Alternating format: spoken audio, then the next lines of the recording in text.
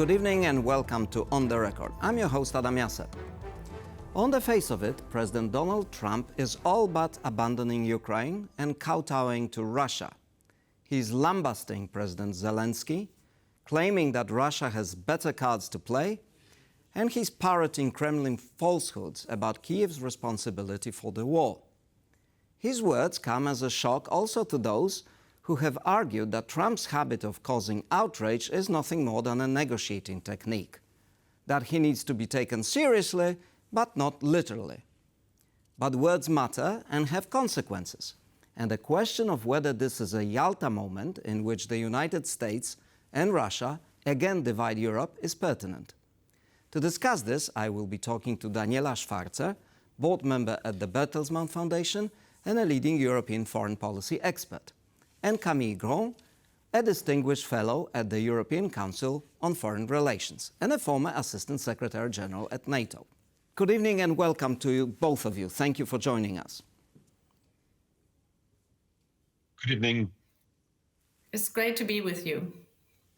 Thank you. Daniela, let me start with you. Why is Trump saying all these things? They are obvious falsehoods and seem to suggest that he lost his moral compass. He cannot tell good from evil. Indeed. In particular, what came out of the United States yesterday with a tweet in which he blamed Volodymyr Zelenskyy for using US money unduly, being a dictator, not being democratically elected. He posted that on his own social media channel. That is a very shocking turn, because so far he positioned himself as a mediator between Russian and Ukrainian sides. And yesterday it looked like he was taking the Russian side in this. Why is he doing that? It's hard to tell. It could be a provocation to maximize his influence on where potential negotiations can go. But it may also be that he actually has discovered for himself that there is a big interest in rather lining up with Russia than being someone who brings peace and stability to Europe. It's very interesting to see how uncoordinated the statements out of the US administration actually are. Over the weekend at the Munich Security Conference, there were several people there as well. Some of them didn't even speak about Ukraine, such as the vice president, who was expected to say things. But then there was also the foreign minister, who meanwhile has participated in a meeting with Lavrov, and he did not strike a tone similar to what Donald Trump said. So for me, given the fact that Donald Trump very often, very quickly changes his position, it is too early to tell, but it's definitely worrying that he is ready to turn around history and tell a very different story from what has actually happened. We must not forget that it was Russia that invaded Ukraine on the 24th of February 2022, which is soon 3 years ago. And we must not confuse in any way who is the aggressor and who is the victim in this war. Right. So, Camille, if I may ask you then, you know, we just heard that US diplomats are blocking a statement, a G7 statement, so the biggest Western nations grouping together on condemning the Russian aggression 3 years ago. So they're blocking a statement. I mean, what sense do you see in this? Is this still part of the same story we're talking about? Or does it signify a fundamental shift in the US approach? I'm very much afraid that we face a fundamental shift. The reality is that the Americans and the Europeans have been extremely aligned on the management of this war in Ukraine since late 21, in fact, and have been approaching this jointly, managing arms delivery, negotiations, engagement with the Russians together. And now we see not only a US team that is engaging the Russians alone, not talking to the Europeans, barely talking to the Ukrainians, but also a US team that seems to be buying the Russian narrative about this war, that it's a war started by Ukraine, and that in fact it is not a war of aggression by Russia. So all of this is highly problematic on multiple accounts and should serve as a wake-up call for the Europeans, who have, it seems, very diverging not only understanding but also interests to that of the US in the current in the current state of play. There is a certain tradition on this program that I play the devil's advocate. That's the role. So let me make the best case for Mr. Trump, okay, if you allow me. So let's say he genuinely wants to end the war because this is what he promised, but he also sees Ukraine being exhausted and perhaps not being able to make much movement forward. So maybe he prioritizes getting the Russians to the negotiating table, because once they're engaged, the process will really start. And then he gets frustrated that the Europeans and Ukrainians are overreacting. Daniela, what would you say to this? Well, I would say to that, I mean, it would be a good story, frankly, if it ended the way you just described. But I have two concerns, matching that with what we actually observe. One is, with his statement yesterday, he very clearly tried to weaken Volodymyr Zelenskyy, and this will have, of course, a domestic impact in Ukraine. And if your story were true, he would not set out to weaken him in this particular situation by doubting that he has the right intentions, by blaming him, by accusing him of a waste of money, and by calling him a dictator. In my view, that goes way too far as a good negotiation tactic. And as Camille just mentioned, the second reason why I would disagree with your interpretation is that he has really strongly bought into the Russian narrative and has not, which would, in my view, be a logical component if your story were true, has not engaged the Europeans at all in all of this. So even if you would play this game in public, which you just described, I think there could have been some signals towards Europeans how he wishes to go about settling the conflict and how he wants to involve those who have supported Ukraine very strongly alongside the United States with arms deliveries, with financial aid, with humanitarian aid, and who were part of sanctioning Russia. So I do not think that we are just seeing a very sophisticated way of negotiation at the moment. Camille, what's your take on this? Are we still negotiating, or is it gone? I'm afraid what we see is a display of the art of the bad deal. The Trump team started by giving away some of our key cards in this negotiation. The NATO membership, the fact that there would be some control that would be controlled by Russia, and is calling for an election in Ukraine, knowing very well that an election in Ukraine would create, is extraordinarily difficult to organize in a country at war. All these things are key Russian demands. So that is odd to start with. But at that moment, it was, you could say, I mean, your logic would apply in the sense that you could say, okay, this is the points to bring the Russians at the table. But now we are in a very different situation, because now it seems that we've gone a step further, which is to criticize Ukraine, because essentially Volodymyr Zelenskyy has said, I'm not giving away my entire rare earth, and I am worried that the narrative seems to be too close to Putin's narrative. So we are in a very complex situation seen from the Europeans. And the Europeans, which do account for roughly half of the assistance to Ukraine, including in the military domain, more than half in the civilian domain, a little less than half in the military domain, are sidelined in a conversation that has a direct impact for our security. So this is going beyond Ukraine and has also an impact on our transatlantic relations. But I think all the American, and Daniela mentioned that some of the signals are mixed from the administration, from the new administration. But there was one consistency up to now. from all these officials. Namely, no one was seriously talking about US disengagement from NATO or from Europe. On the contrary, even this much criticized speech by J.D. Vance in Munich, in one segment of it, he said, we remain committed to Europe. Well, he couched it in all sorts of different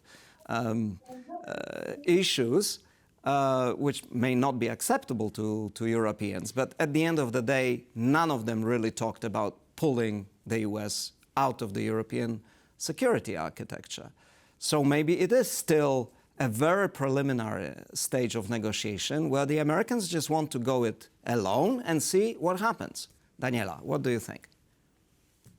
Well, I think we have to distinguish two big questions. One is how are the United States going to influence the situation in Ukraine? Will there be negotiations which really deserve that name?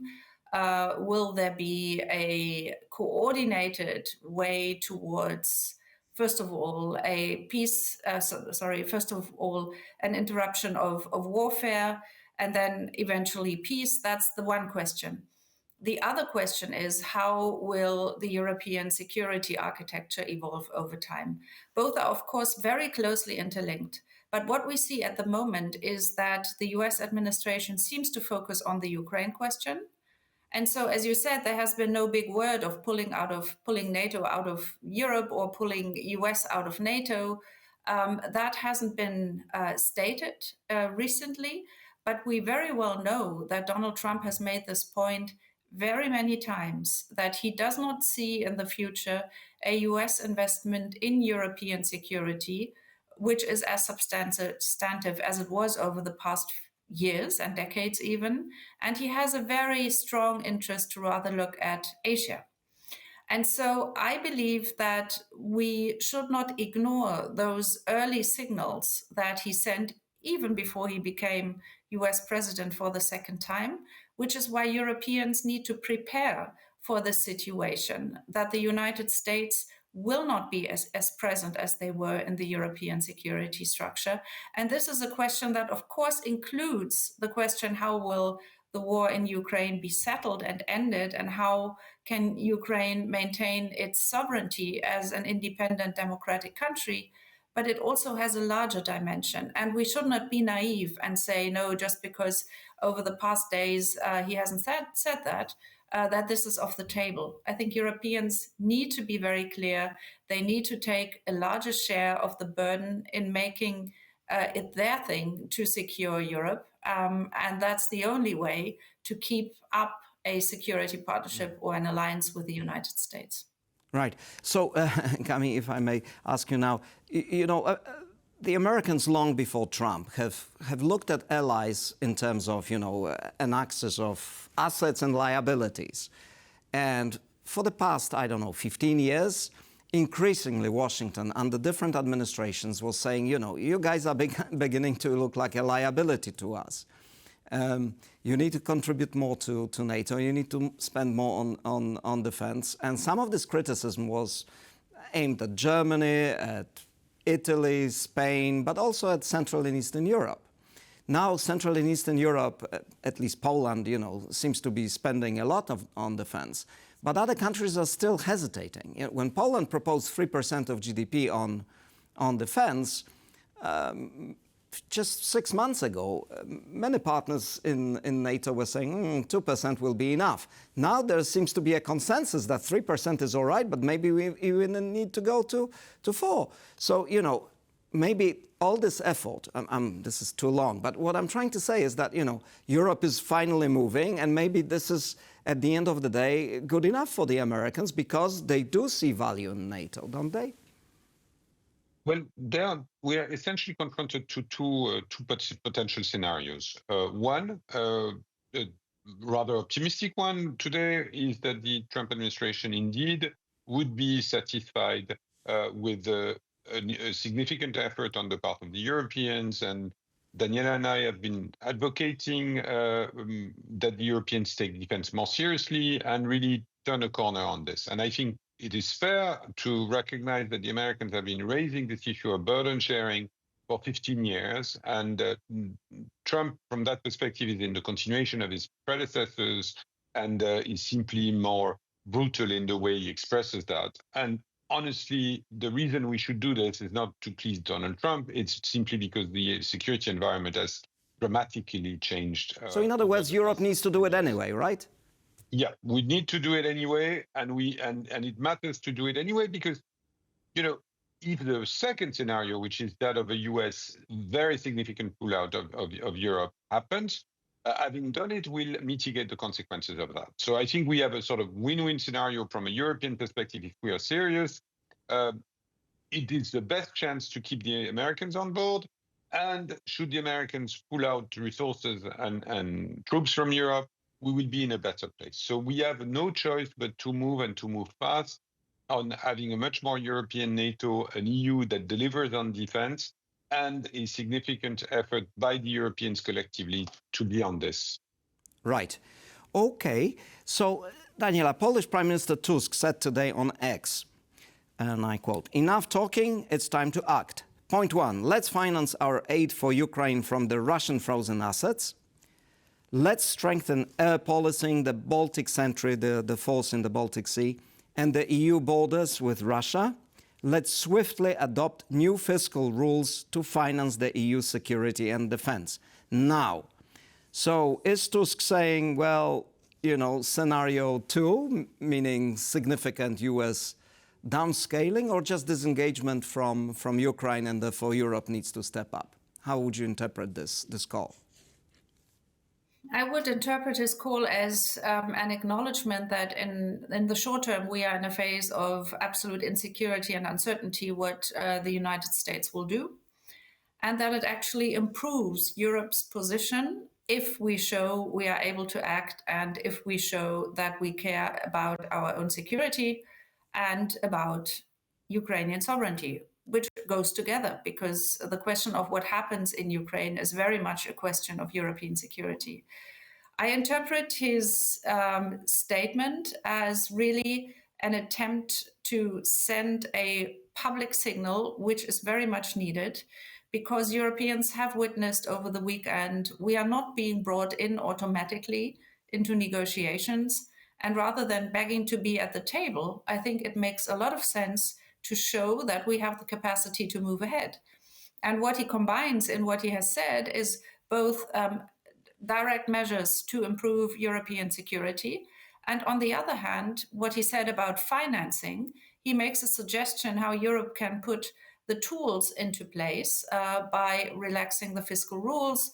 Some go further and actually say we need to raise European debt together to fund defense expenditure. He really says we understand we are in for the long term and we need to fund our own defense. And then the third element, which he gave using the Russian frozen assets, is one that has been in the debate for a very long time. And I do believe that it is a debate which requires a decision at some point. But Germany is opposed to that, as is France. Yes, and that's true. The Americans have exerted pressure on both governments over the past years and have tried to convince those to move ahead. And I do believe it is a point where we need to be serious with ourselves because, first of all, the first question is, what do we need the money for? That has two dimensions. One is, how much do we need to support Ukraine? And that will be a lot. And not because we need to save Ukraine, but because we need to save Ukraine and invest by doing that into our own security. Right. The second question is, how can we fund that? And yes, and we, of course, have limited resources in terms of national budgets. The European budget is very small with 1% of GDP. So this is an extra resource which could be used. All right. So, Camille, we have President Macron and Prime Minister Starmer going to America early next week. Will they speak the same language as Tusk, or do they have different messages to take to Washington? And what are they trying to achieve there? First of all, I certainly hope that the consultations that took place in Paris this week, which involved Tusk and many European leaders from the north to the east, from the south, men with different views, have if not created a common position, at least generated a sort of unified message that President Macron and Prime Minister Starmer, who was also involved in those talks, can bring to the White House. The second thing is, I think it's really important that the two larger military powers, the two nuclear weapon states in Europe, who are key to any potential mission in Ukraine, are coming to Washington with a plan and essentially telling the Americans, there are certain things we are ready to do, but it really means that there are certain key principles that need to remain part of the next steps. Some of these are very political, and some of them might be more military demands. But I think the message needs to be crystal clear, and it's good that they are coming to Washington, because I think President Trump needs to hear his European allies, but they also should be coming to Washington with a solid message, and hopefully a message that has been built based on the conversations that have been taking place in Paris this week. Okay, so at the end of the day, can we see a scenario where Ukraine is sacrificed by Washington, but the US stays in NATO, and this would be the Yalta scenario from the past? And do you think Europeans would accept that, or would they just say, no, we're not giving up on Ukraine, and if our path needs to part, then so be it? Daniela. I think that Europeans more and more understand that Ukraine is a question of our collective security, and that it's not about some country on the eastern border of the European Union, but that if Ukraine does not survive as a sovereign country, that this will have enormous implications for countries in the European Union, its neighbors in the Baltics, the Scandinavian countries, and others. So there really is, I think, a big recognition how important this is. So I do not think what you just suggested, that it would just be accepted and the page would be turned. I do believe that in particular, those who live closest geographically to Ukraine would attempt to do whatever they can to support Ukraine. And that's why it is so important to avoid this confrontation, the split within NATO and potentially also in the European Union, that there is now a trip by Keir Starmer and Emmanuel Macron to Washington, and more conversations need to follow. I think this move to show that there is European agency is really relevant. And so I would think Europeans will not just give in and say, just do it that way. We agree. Right. We have elections in Germany this weekend. So my question to both of you, because you're French and German policymakers, analysts, respectively. So, the German Franco machine has not really been working very well over the past few years. Will we see a more coordination, more cohesion between France and Germany and UK and Poland after the weekend, or is it still far off? Well, I think we are moving in a better direction, maybe under pressure. But the reality is that, and that has been one of the good news, is to see new formats emerge. The so-called Weimar Plus formats, which include Poland, but also the UK and some of the other key countries, to bringing the Nordic countries as well as the Baltic countries into the conversation that is absolutely critical for their security, as I think improve the status of the conversation. Right. So hopefully with after the German election, there will be also a bit of a reset of the Franco-German relationship that will enable us to work jointly. The issue is not so much leadership, but really trying to work together and approach this jointly. Right. Daniela, one word, one sentence. What will happen after the German election? First, government formation, and that can take some time because we are into long coalition negotiations. But if the candidate who currently leads in the polls, Friedrich Merz, becomes chancellor, he has been extremely clear about the importance for Germany to work more closely with France and with Poland. And I think that's a very good base. And as Camille said, other Europeans are teaming up, are organizing. And I think this is the best thing to do at the moment, to to exchange on strategic perspectives and to create a common vision where we want to go with Europe in a new situation with the second Trump administration. And at the same time, to be very pragmatic in terms of formats, because right now it's a moment where we need to act. And I hope the German government is formed quickly and will relaunch the relationship with France and also with Poland. Thank you both very much for joining our program. This was On the Record. Thank you very much for watching and see you next week.